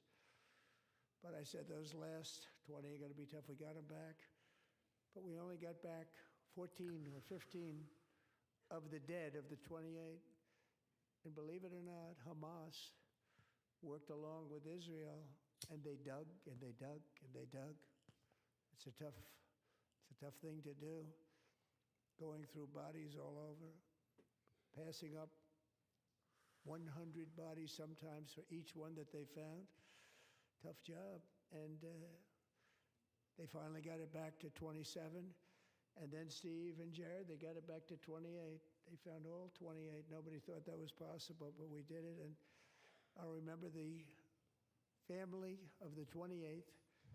They were so grieved, but they were so happy as it's possible to be. They had their boy back. The mother said, "Sir, we have our boy back." What a period of time that was, but we got them all back. So thank you both very much. Great job. Yeah, I found the whole hostage situation. Those guys were, I think they gave them some other body. The last hostage was just recently very hard to end given. the Ninth War, the killing and slaughter between Russia and Ukraine, where 25,000 soldiers are dying each and every month. Think of that, 25,000 soldiers are dying a month. A war which would have never happened if I were president. Would have never happened. As president, I will make peace wherever I can, but I will never hesitate to confront threats to America wherever we must. That's why in a breakthrough operation last June, The United States military obliterated Iran's nuclear weapons program with an attack on Iranian soil known as Operation Midnight Hammer. Midnight Hammer. We dropped the hammer. They're going to go back too. What's going on with Iran right now? It's very volatile. And something that is interesting Decades, is, it had been the well, policy I'll of the talk about it United in a sec. States never to allow Iran to obtain a nuclear weapon. Many decades. Yeah. Since they seized control Since I was a of kid. that proud nation 47 years ago, the regime and its murderous proxies have spread nothing but terrorism and death and hate. Yeah, so if they make a deal with Iran, that'll be a slap in the face of all the protesters that died. Something like 40,000 protesters that died. I doubt he's going to mention that. Roadside bomb. And we took out Soleimani. I did that during my first term. Had a huge impact. He was the Soleimani. father of the roadside bomb. I call him Salami. Oh, Samalami. That's what I called him. Don't cry, Samalami. Just over the last couple of months with the protests, they've killed at least, it looks like, 32,000 protests. 32,000. Oh, he did talk about it. In their own country. Wow. They shot them and hung them. We stopped them from hanging a lot of them with the threat of serious violence. But this is some terrible people. That's what I'm saying. If he makes a deal with them now, That can threaten Europe. it would be Bases contradictory. overseas, and they're working to build missiles that will soon reach the United States of America.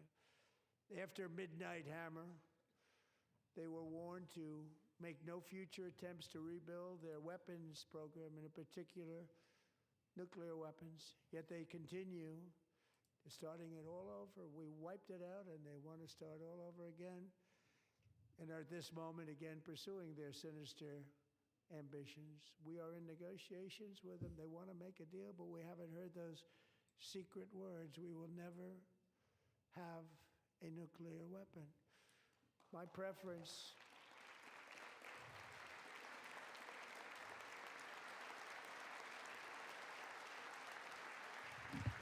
Oh, Salami.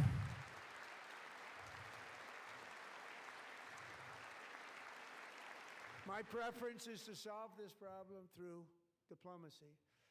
But one thing is certain, I will never allow the world's #1 sponsor of terror, which they are by far, to have a nuclear weapon. Can't let that happen. They coined the phrase "death to America."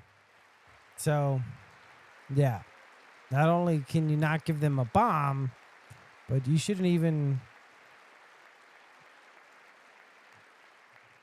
Yeah, I don't No know. nation should ever doubt America's resolve.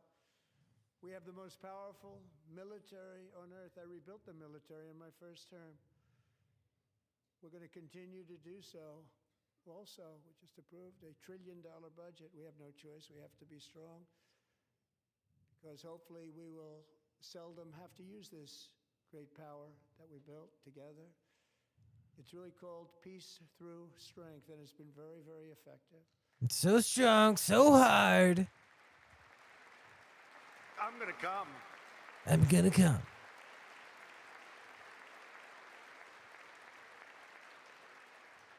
So thanks to Republican in Congress, we're investing that record number of dollars, have no choice, in the United States Armed Forces. Also creating a lot of jobs, but we're not even doing it for that reason. Because as I said, we have more jobs, more people working today than ever before in the history of our country. And NATO countries are friends and allies. They are. They're our friends and they're our allies. Have just agreed at my very strong request to pay 5% of GDP for military defense rather than the 2%, which they weren't paying. We were paying for almost all of NATO. Now they're paying 5 as opposed to not paying 2.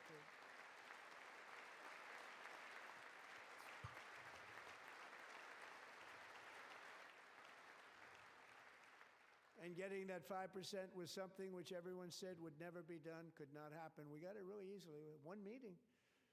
And big difference between 2% that's not paid. We were paying the freight of many of them. Very few were paid up. now 5%, then they're paid.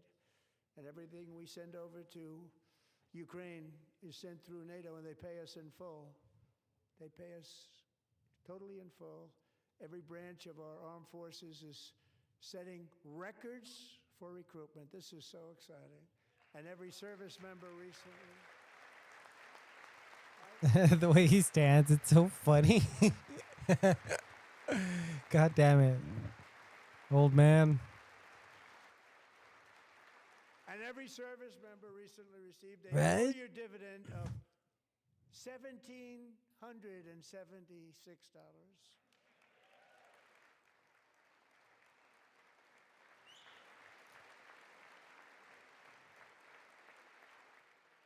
You know, they put it on my desk. We got the money from tariffs and other things, a lot of money we have. We have much more money than people understand. Have to rebuild that program a little bit, but it won't take long. But we got the money, and it was $1,775, and they wanted my approval. And I said, what's the number? $1,775. I said, wait a minute. For one more dollar, we can have $1,776. It's going to I said, we're going to figure that. I never asked anybody if we could afford it. One more dollar. I said $1,776. One more dollar. And I said, that's good. And I'll tell you what, our military, that was 4 months ago, our military, I never see a person in the military that doesn't thank me for it, so we're honored to do it. They deserve it. And we call it 1776. It was great. And we love our military. We love our law enforcement. We love our firemen. You know, the firemen don't get mentioned enough. We love our firemen. We're also... Right on. No, for sure. Shout out to SAPD. I mean, SAFD. Not NPD. Why not? We're also restoring American security and dominance in the Western Hemisphere, acting to secure our national interests and defend our country from violence, drugs, terrorism, and foreign interference. For years, large swaths of territory in our region, including large parts of Mexico, really large parts of Mexico. He's going to talk about Mexico have been now. controlled by murderous drug cartels. Oh, shit. He's going to talk about That's Mexico why I now. designated these cartels as foreign terrorist organizations, and I declared illicit fentanyl as a weapon of mass destruction.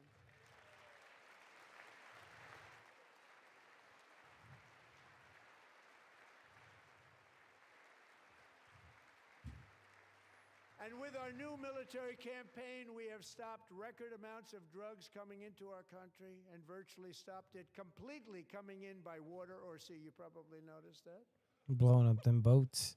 I don't care if there's cocaine on it. Damaged their fishing industry also. Blow it up. Nobody wants to go fishing anymore. God damn. Yeah, there Also were. taken down one of the most sinister cartel kingpins of all. You saw that yesterday. Wow. January.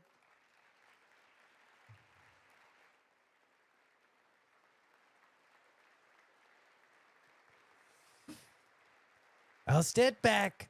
I'll let you clap for me. In January, elite American warriors carried out one of the most complex, spectacular feats of military competence and power in world history. No one's seen anything like it. Foreign leaders, I won't tell you who, called me and they said, very impressive, very good. They couldn't believe, they all watched. They saw what happened. This is a different fighting force that we had years ago when we fought to tie. You know, it's a great fighting force. I'm so proud of it. Look at Space Force. Space Force is my baby. God damn. It's becoming so It went nowhere, Trump. God damn, dude. Come on. Right after you left, it just did nothing. Space Force should have been up there. Goddamn. Jumping on the 3-eye Atlas. Figuring that out. We shouldn't have to rely on NASA. And America's armed What do they even do? overwhelmed. All defenses and utterly defeated an enemy. Good This is a fighting. great show on Netflix. Space And the Force. reign of Steve Carell. outlaw dictator Nicolas Maduro and Bring that President back. of That was the United States hilarious. Justice. What did he say? Who cares? Space Force. Steve Carell. Awesome show. If you haven't seen it, I definitely highly recommend it. This was an absolutely John colossal Malkovich. victory for the security of the United States, and it also opens up a bright new beginning For the people of Venezuela, we're working closely with the new president of Venezuela, Delcy Rodriguez, to unleash extraordinary economic gains for both of our countries and to bring new hope to those who have suffered so terribly. They really did suffer. With us tonight is Alejandro Gonzalez. She grew up in a tight-knit Venezuelan family and was especially close to her beloved uncle Enrique. But after Enrique ran for office and opposed Maduro, he was kidnapped by Maduro's security forces and thrown into the regime's really infamous prison in Caracas. Alejandro feared she would never see her uncle again. She feared for her own life also. But since the raid, we have worked with the new leadership, and they have ordered the closure of that vile prison and released hundreds of political prisoners already, with more to come. We begin to sonic weapon those prisoners. Not only has your uncle been released, but he is here tonight. We brought him over to celebrate his freedom with you in person. Enrique, please come down. Damn, he's been waiting up there for like an hour already. How long are we in? I don't know. It doesn't matter. We're going for broke, baby. When did we start? 8 o'clock? I believe so. We're going already. It's already, we're past 90 minutes now, dude. Now we're into the 2-hour stretch, dude. So if he goes till my time, 10 o'clock, then the 2-hour mark. That's what we're looking for. I didn't put any money on it. Okay, have a good time. Nice to have you back, Enrique. I just think it's going to be at least over 2 There hours. were many heroes on that January raid to capture Maduro. Really great heroes. It was very dangerous. They knew we were coming. They were all set. But the deeds of one warrior that night will live forever in the eternal chronicles of military valor. Chief Warrant Officer 5, Eric Slover, planned the mission and was the flight lead in the cockpit of the first helicopter, a big, beautiful, powerful helicopter. It was a massive Chinook carrying, as you can imagine, many American warfighters. Wearing the dog tags his wife Amy had blessed with holy water before he left. She knew it was going to be a rough one. Eric steered the Chinook under the cover of night and descended swiftly upon Maduro's heavily protected military fortress. This was a major military installation, protected by thousands of soldiers and guarded by Russian and Chinese military technology. How did that work out? Not too good. Made in China. To land, enemy machine guns fired from every angle, and Eric was hit very badly in the leg and hip, one bullet after another. He absorbed 4 agonizing shots, shredding his leg into numerous pieces. And yet, despite the fact that the use of his legs was vital to successful helicopter flight, legs are the most important part of flying a helicopter, to deliver the many commandos who would capture and detain Maduro was the only thing Eric was thinking about. Then, even as he was gushing blood, which was flowing back down the aisle, helicopter lands at a steep angle. The machine guns stood right in front of him. They were right in front of him, 2 machine gunners who escaped the wrath of the previous planes. I didn't hear this story. Eric maneuvered his helicopter with all of those lives and souls to face the enemy and let his gunners eliminate the threat. Turned the helicopter around so the gunners could take care of business, saving the lives of his fellow warriors from what could have been a catastrophic crash deep in enemy territory. Only after safely landing the helicopter with all the warriors aboard in the exact right spot, which was vital to the mission. We probably would have had to maybe cancel the mission if that didn't happen. Eric told his co-pilot, also wounded, but not as gravely, to take over. I'm about ready to pass out. The success of the entire mission and the lives of his fellow warriors hinge on Eric's ability to take the searing pain. It was unbelievable what's happened to his legs of the bullets and keep on flying and landing, and people knew what was happening. Everybody in the back of the helicopter knew because they saw the blood pouring down the aisle. Chief Warrant Officer Slover is still recovering from his serious wounds, but I'm thrilled to say that he is here tonight with his wife Amy, Eric, and Amy, come on in.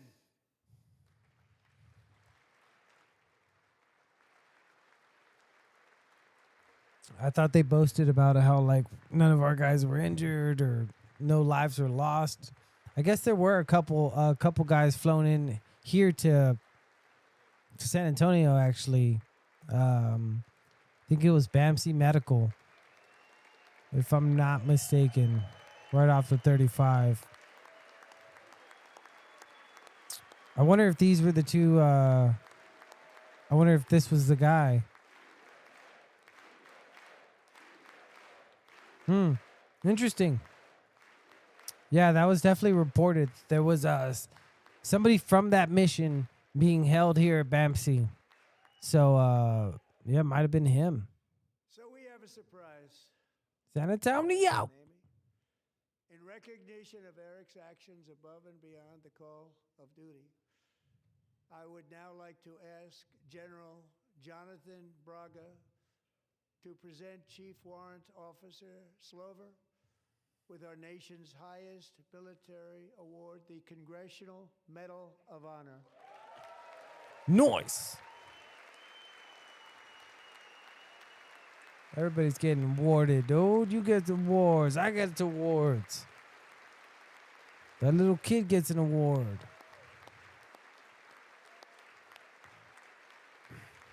No, it's dope.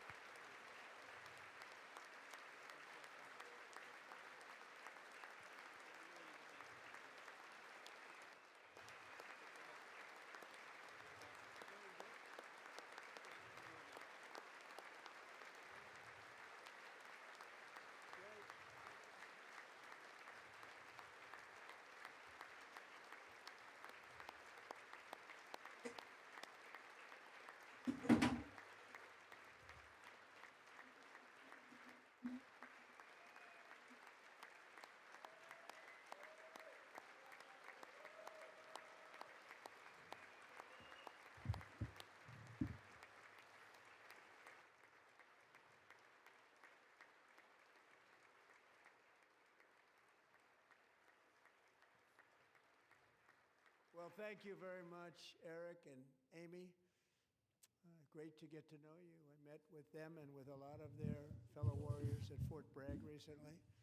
You notice the name Fort Bragg, we have it back, we brought it back. We won the First World War with it, the Second World War with it, and then they decided to change the name. So we changed it back.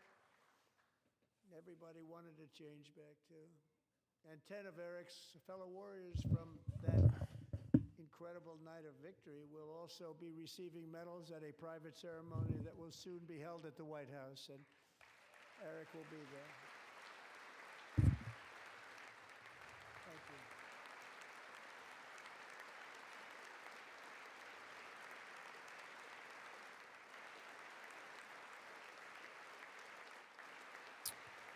you. Yeah, I think it was this guy. I can fact check that a little later, but I'm not going to do it now. Thank you, Eric. That's a big one. Tonight we've celebrated many truly extraordinary American patriots, but there is one last living legend to honor before we go. He is one more heroic American aviator. Coming up on the 2-hour mark. Fighter pilot Royce Williams served in World War II, Korea, Vietnam, flying more than 220 missions. In the skies over Korea in 1952, Royce was in the dogfight of a lifetime, legendary dogfight.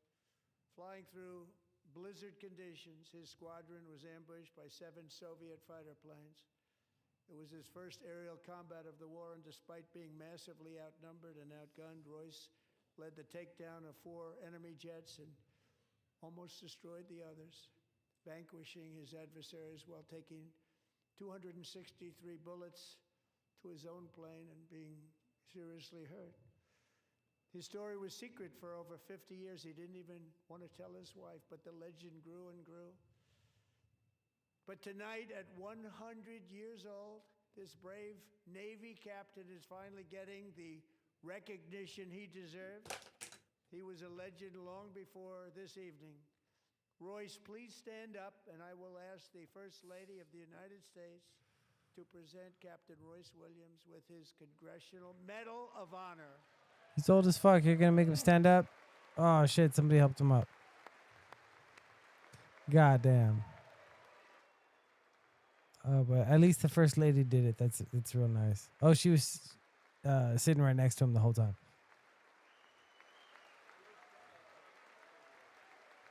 Damn, 101 year old dude. Oh my God. He was born 1925.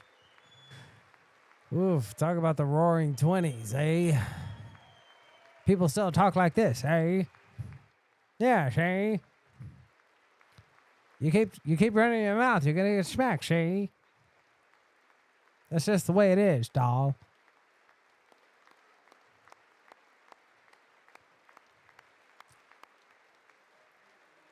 Man, bet that dude's super old.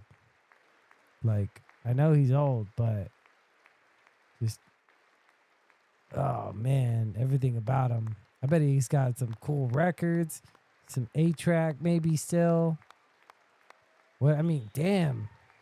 1925, people are still like not even really using cars. They didn't really get popularized until way later. Like, horses were definitely still a mode of transport in 1925. Cars were getting popular, but, you know, not too much. I mean, yeah, they had to have been like the crank style car still. So I'm pretty sure it was a whole, I don't know, $200. Jesus Christ, imagine that. $200 car. I bet that guy bought a $200 car.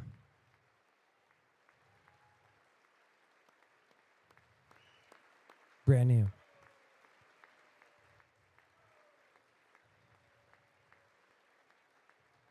That dude was around when Hitler was alive.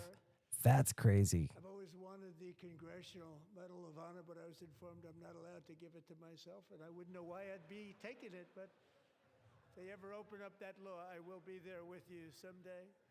Jeez. But you know, that's our highest honor, Congressional Medal of Honor, and that's a big thing, and it's an honor to be in the same room with you. Thank you both very much, Eric. Thank you. Wow. Right on. Right on, right on. Are they going to stand up? They stood up. They stood up, dude. Look at that. They got them fresh knees. Because they ain't been standing or sitting and standing and sitting the whole time. 50 years is a long time in the life of a nation. But in another sense, it's really a mere moment in the eye of history. Super young. Two of the gentlemen we met in the gallery this evening took their first breaths 1 century ago. Oof. 100 years before that, on July 4th, 1826, the author of the Declaration of Independence, brilliant, Thomas Jefferson, drew his last breath. Just a single long human lifespan separates the giants who declared and won our independence from the heroes who stand among us tonight. Everything our nation has done, everything we have achieved, has been the work of those few great lifetimes. In those brief chapters, Americans built this nation from 13 humble colonies into the pinnacle of human civilization and human freedom, the strongest, wealthiest, most powerful, most successful nation in all of history. Americans ventured out across the daunting and dangerous continent. We carved paths through an unforgiving wilderness. The Indians. Settled a boundless frontier and tamed the beautiful but very, very dangerous Wild West. From empty marshes and wide open plains, we raised up the world's They weren't empty, bud. greatest cities. Together we mastered the world's mightiest industries and shattered history's monstrous tyrannies. And we liberated millions from the chains of fascism, communism, oppression, and terror. Americans lifted humanity into the skies on the wings of aluminum and steel. And then we launched mankind into the stars on rockets powered by sheer American will and unyielding American pride. We wired the globe with our ingenuity. We captivated the planet with American culture. And now we are pioneering the next great American breakthroughs that will change 2 hours. the entire world. All of this and so much more is the enduring legacy, unmatched glory of the hardworking patriots who built and defended this country and who still carry the hopes and freedoms on all of humanity's backs. For years they were forgotten, betrayed, and cast aside, but that great betrayal is over and they will never be forgotten again, because when the world needs courage, daring, vision, and inspiration, it is still turning to America. And when God needs a nation to work his miracles, he knows exactly who to ask. There is no challenge Americans cannot overcome, no frontier too vast for us to conquer, no dream too bold for us to chase, no horizon too distant for us to claim. For our destiny is written by the hand of providence, and these first 250 years were just the beginning. From the rugged border towns of Texas to the heartland villages Texas. of Michigan, from the sun-kissed shores of Florida to the endless fields of the Dakotas, and from the historic streets of Philadelphia to right here in our nation's capital, Washington, D.C., the golden age of America is upon us. The revolution that began in 1776 has not ended. It still continues because the flame of liberty and independence still burns in the heart of every American patriot. And our future will be bigger, better, brighter, bolder, and more glorious than ever before. Thank you, God bless you, and God bless America. There it is. God bless America. Well, there it is. It was a very long speech, as to be expected. I figured, he's got to do his thing. He's got to get the applaud, get all the loves in the world. That's for sure. Did anything stand out? Not particularly. The thing that he mentioned with Iran, that was pretty interesting. Like I said earlier, the fact that he is even in talks with negotiating with Iran is giving validity to the regime, which is a huge slap in the face of the protesters, the 40,000 protesters that died at their hand. Especially after, it kind of got ramped up after he said, we were coming, we were going to help, I can't remember his exact words, but, he said basically keep on and that help is on its way. I think he said something like that. And so making a deal with Iran, to me, it's an impossibility. You can't save face in the American people's eyes by basically discounting all those people who died. We don't make. PBD said it really well. He said we don't make deals with terrorists, and if you make a deal with these Iranians, then all of a sudden we can't do that anymore. We can't hold that as a truth, as a type of defense, because if we keep the policy that we don't make deals with terrorists, then all of a sudden terrorists know that they can't enforce or strong arm their will against us, So that's an important thing to remember as far as Iran goes. So that was one thing that he mentioned in the speech that caught my attention. Like I said, I'm surprised he didn't mention Mexico. He brought Mexico up, he touched it, but he didn't talk about, and probably because it's ongoing, it's still happening. I'm sure this speech was written far at least a bit ago. It wasn't written yesterday or before this weekend. So You're looking at video yeah, of President Donald Trump he didn't as mention makes anything his about exit Mexico, from but the I'm US sure House chamber. He Mexico is is giving about what to is get now some the assistance. longest It doesn't look like they're speech winning address their in little our civil country's war history. against their own He broke that cartels. record And the tonight, cartels but did claim, he's shaking war hands against with us. a lot of those They're members of Congress who often line the they're aisles not in moments like this, trying to back mostly down probably in any kind of way. Republicans, if I had to guess. I'm But seeing a wanting lot of to stuff on hit that social moment media with the about president after his address, these after multiple cartel rounds of members are competing really from Republicans. But we'll get looking into at a bit this of what we heard in drug terms of dealer dude as a Democratic response martyr, here in a moment. I'm Megan and Bernard. it I'm looks back like here they're willing with Sagar to Meghani in the U.S. Capitol.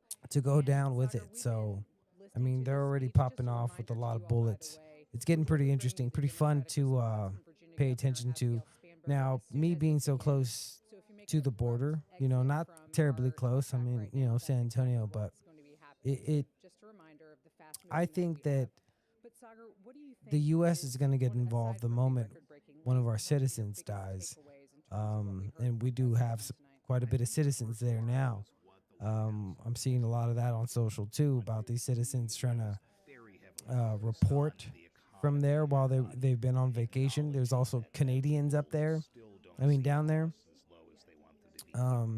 Because they wanted to boycott vacationing in America. Look how well that turned out for them. So yeah, Scheinbaum's not really being specific about it either. She's talking. I don't think they're saying anything. In fact, I think the Mexican people are getting news from social media. They're getting news from everyone else, the places it's not supposed to be getting from. So that was another thing, but I'm sure he didn't want to talk about Mexico because that's an ongoing operation. He's about to get knuckles a cracking down there. But other than that, like I said, not too much of a great speech. I mean, you got to give your accommodations. You gotta give your props to all your give out your laurels and whatnot. But I mean, it was 2-hour speech. Yeah. Sorry for all the technical difficulties, man. I'm trying to learn this stuff, get it all fingered out. I'm gonna go ahead and wrap it up for today and let y'all.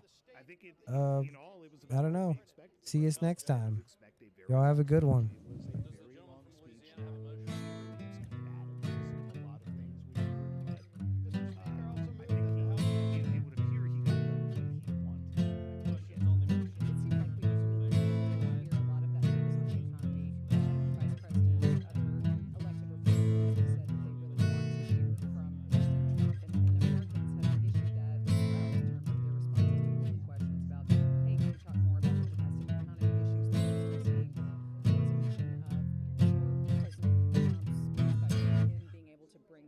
prices for regular Americans and